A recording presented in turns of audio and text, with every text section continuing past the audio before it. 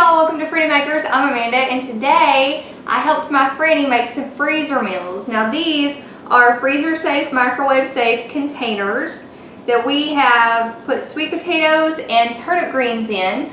She also had some turkey that she sliced and browned in a skillet. Once the turkey cools off, that's going to fit perfectly in here. These are going to be really easy for her to stack up in the freezer, and these two will stack. And then she'll have turkey, sweet potatoes, and turnip greens anytime she wants them. Part of making freezer meals is to make sure everything is labeled correctly. These labels will ensure that she always knows what things are.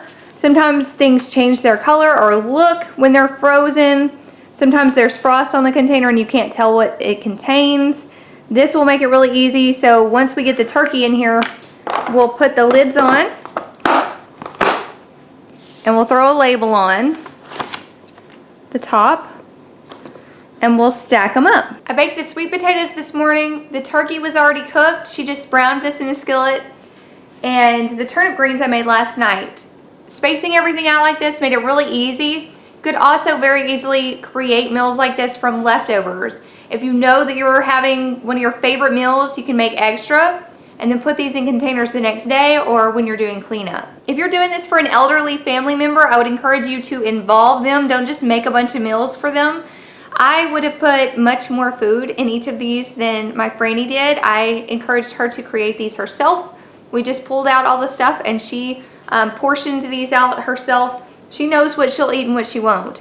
And so by letting her put in the greens, putting in 2 slices of the sweet potato, nothing's gonna go to waste. She knows what she wants. And so by including your family and making sure that they are putting in what they like and what they want, you're not going to waste any food. This is going to go farther. It's going to make more sense, and she's going to get a meal out of this. And then I also have peace of mind because I know that she has something in the freezer she can eat at a moment's notice. And voila, these are the 3 in these containers, and those 2 as well are what we just prepared. But as you can see, my Franny already has a pretty good stash going here. She has potato soup, chicken and dumplings. This is a Mexican chicken stew.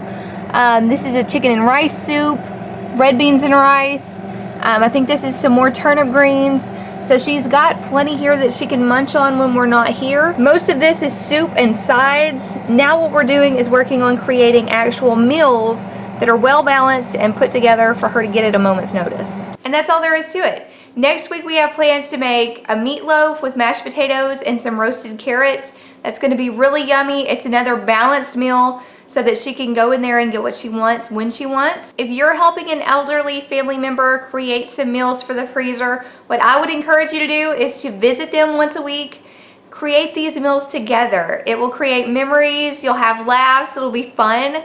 And you'll also be able to leave having peace of mind knowing that they have food that's ready to go, so that if they don't feel good or don't want to cook or it's just too much hassle for one person, they always have food that's ready to go. If your loved one has any food sensitivities, this is also perfect.